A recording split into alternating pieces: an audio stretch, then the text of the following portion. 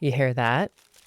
That's the sound of someone deleting your carefully crafted thought leadership newsletter. Nearly 350 billion emails are sent every day. And the average click-through rate, do you want to take a guess? It's about 2%. So your brilliant insights are swimming in a swamp of Old Navy BOGO promotions, terrifyingly vague HR meeting invites, if you know, and emails with subject lines that are a chaotic soup of abbreviations and jargon. So to riff on the old infomercial trope, there has to be a better way for us to get our message across. There is, and you're listening to it right now. Hi, I'm Courtney Reimer. Welcome to Talking the Talk, a podcast about podcasting, where I and my many colleagues across the podosphere share hard-won wisdom about how to make a podcast that stands out without burning you out. So listen, I am not here to all over your email marketing strategy. If you have one that makes you happy and feels rewarding to you, I truly am not. But my guess is you're here because you're wondering if maybe a podcast is something worth adding to your content mix, or maybe your newsletter hasn't been as rewarding as it once was, or maybe you're wondering whether I'm crazy enough to diss the most widely espoused content marketing channel for business owners. Believe me, I have been advised against doing that. I've been advised against doing what I'm doing right now. But I've also heard from countless founders and entrepreneurs that their other visibility channels and content strategies are giving them the ick. If that sounds like you, I'm here to tell you that yes, there is a better way. There is at least another way for you to get in front of your ideal audience, especially if the idea of creating an email strategy or learning the latest TikTok choreography lights you up as much as the thought of a trip to the dentist. The fact is, if you're someone with something to tell or sell the world, people will look at you like you have four heads if you tell them you don't now and never have had an email list that you routinely send delicious word salads to.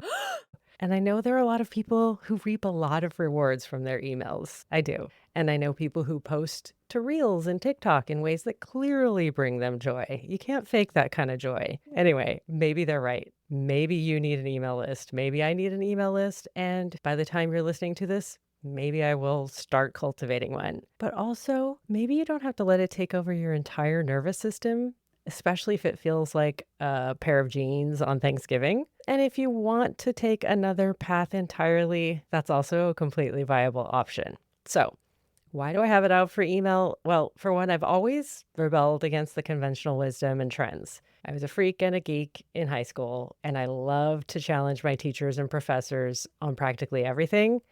I've done pretty well for myself despite that, and I will not bore you with my resume or achievements, but also as a small business solopreneur, I'm constantly being beat over the head about the importance of a well-tended email list garden. Like, it's a truth universally acknowledged that a solopreneur in possession of a service must be in want of a newsletter. We founders are told time and time again that if we don't have a way to reach our ideal clients via email, we're cooked.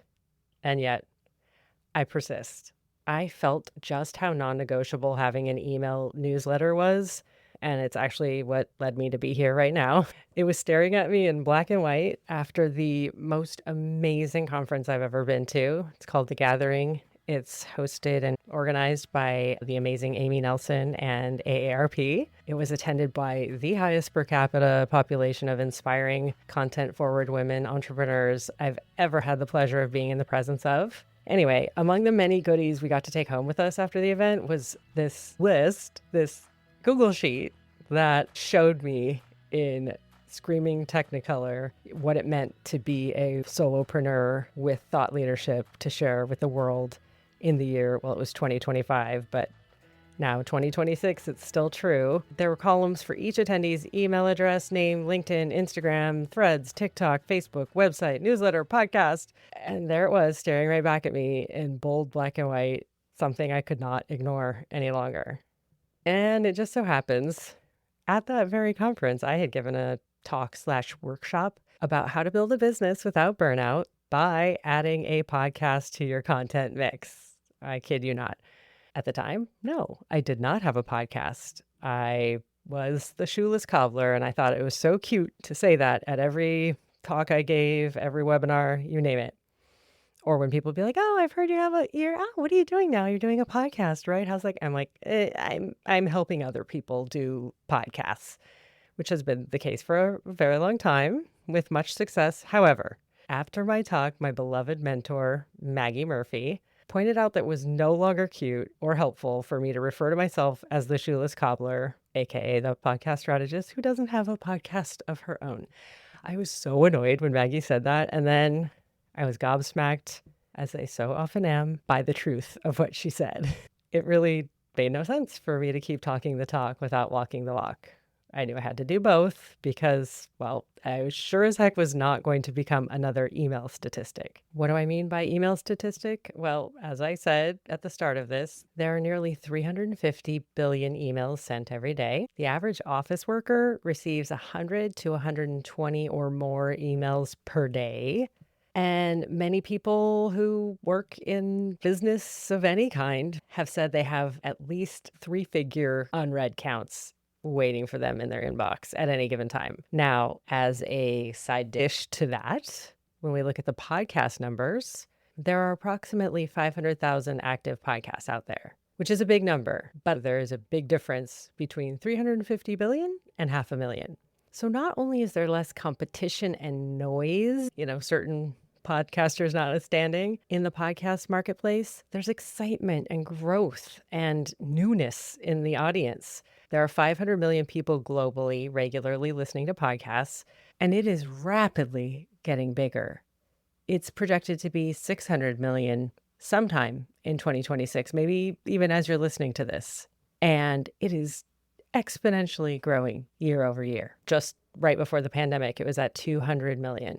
So we're in this real growth mode. It is starting to even out a little bit, but we're still in this phase, and maybe we always will be. I still think of podcasting as such fertile, creative territory, but we are in this nascent era, sort of like blogging before everyone went cuckoo for clickbait, but we haven't gone fully mainstream yet. Until my mother-in-law is a regular listener to podcasts, I'm going to refer to podcasting as emerging media, which means we're still in a period where there's not a ton of orthodoxy and rules about what we should do and what we have to do and what we can't do and what it is. There are a lot of assumptions, sure. A lot of people come to me assuming that the only format of a podcast is a conversation between two people that's pretty freeform and amorphous and generally about a particular topic. But we are really in a time of invention and evolution, and it's something that you can grow or shrink to fit based on your needs for storytelling. And in that storytelling, develop a real bona fide relationship with our audience via the flaws in our voices and the ways we pronounce things and our verbal tics, and there's no spell check happening on what I'm conveying right now. And not to be all now more than ever about it, but who among us isn't looking for the telltale AI M-dash bonanza or the sentence cadences that are a dead giveaway that ChatGPT was involved in the creation of that email? The mere fact that I've probably mispronounced at least one word here makes you more likely to trust me, to develop a parasocial relationship with me in which you come to rely on me for wisdom or laughter or at least solidarity in whatever mistakes I end up making here. And by me, I mean the avatar of a podcast host who is compelling because of, not despite, her many flaws. So what I'm saying is, if you have flaws, if you want to color outside the lines and you have something to say and you've felt a little confined and constricted by the other forums in which you're supposed to be doing your storytelling as a thought leader or creative entrepreneurial type, keep listening. No pun intended. I have another angle for you here too. To invoke the chart-topping elephant in the room, it bears noting a newsletter did not have an outsized influence on our last presidential election, but I think you know a podcast that did. And whenever I'm at an event attended by adults, be it like school concert, friend's birthday party, you name it, inevitably someone mentions a thing they heard on a podcast. And honestly, this is even without knowing what it is I do for a living. And I can't for the life of me remember anyone ever saying, I read this cool thing in this newsletter the other day. Listen, I truly am not here to poop all over your newsletter strategy. I am going to eat this crow, I'm sure, very soon because there's something to be said for it. And there's a great flywheel from a podcast to a newsletter. That is an episode for another time. I'm just saying, if you need that nudge that you came here for, I'm happy to provide. You will have a message that lands and literally your people opt into instead of having some box automatically checked and flooding inboxes like the Old Navy BOGO onslaught. You've seen the meme. I hope this email finds you well. And then it's like how this email found me, and it's a picture of Chewbacca in the trash compactor. I digress. Listen, I use email every day. Some of my best friends give good email. I just want you to know that there is another way. And if I'm doing it and I have dinner to be made downstairs right now, a mess surrounding me, client emails waiting for responses, you get the point. If I can do it, so can you. Honestly, yes, I've done it with other people, but being able to find the time to have this joyous, self-deprecating, somewhat meandering statement and discussion with you is something that you can do too. I hope my sort of letting it all hang out gives you permission to do that and see that, oh wow, there's room to breathe in that podcast format. So yes, podcasting though, it isn't easy. Okay. It takes a lot of planning and effort and conscious work to get comfortable with the sound of your own voice and increasingly your facial expressions. And yes, that's for another episode as well. But if you're feeling like you want to get your message out there and you're underwhelmed, to say the least, by your other options, just know you can give it a try. Millions of people try all the time and they don't stick with it because it didn't bring them joy, but why not try?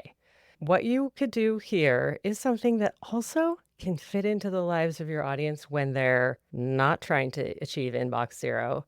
They're walking their dog or walking themselves or doing their dishes, folding their laundry, and there you are in their ear, making them smarter, making them laugh, making them less bored, making them feel solidarity because you remind them of themselves or someone they know, and you've distracted them from something else. They've chosen that. They hit play on you. You didn't just plop into their inbox. Try this little somatic experiment. Next time you're in your email, which is probably far too often, and you receive a newsletter, pause. See how you feel looking at that subject line in your inbox, or in all likelihood, all of those subject lines staring back at you. Is your heart racing? Do you have an itchy delete button finger? Are you just, Now, open your podcast app of choice. Is there a new episode greeting you there? What feeling does that evoke for you? Is it dread or overwhelm? Oh, is that delight? Is that joy? Is that anticipation? If that's how you're feeling, you just might be an exact replica of the person you're trying to reach, and they're ready to hear from you. All you need to do is take a chance on this new thing. It's actually a lot of fun. If you're thinking about doing something like what I'm doing right now, please email me, which I know is completely ironic for me to say given the central punching bag of this whole thing. But I'm Courtney at soundsgreatstrategy.com. And I'm not saying this to try to sell you something, said every salesperson ever, but I want to talk you into it before you talk yourself out of it. I've had some success with this lately where people are like, I don't know, I can't do it. And then something I said shifted their thinking. They'll be like, maybe I will try. You should email me the one thing holding you back from trying a podcast of your own. It might be a valid point. I might be like, maybe now's not the time, but call me when you're ready. But chances are it can help you find the path around that obstacle that's stopping you. If you're at all scared of this idea of launching your own podcast, so was I. But someone very smart made a very compelling case for doing it, and they were right. This is the right way for me to be reaching you, a podcast listener who is maybe curious about starting a podcast of their own. What better way for you to hear about it than from my own voice? If you found something of interest or contention or confusion in this episode, drop me an email at courtney@soundsgreatstrategy.com. I'd love to hear how this landed for you. Until next time, this is Talking the Talk, a podcast about podcasting with me, Courtney Reimer. Thank you for listening, and stay podcast curious.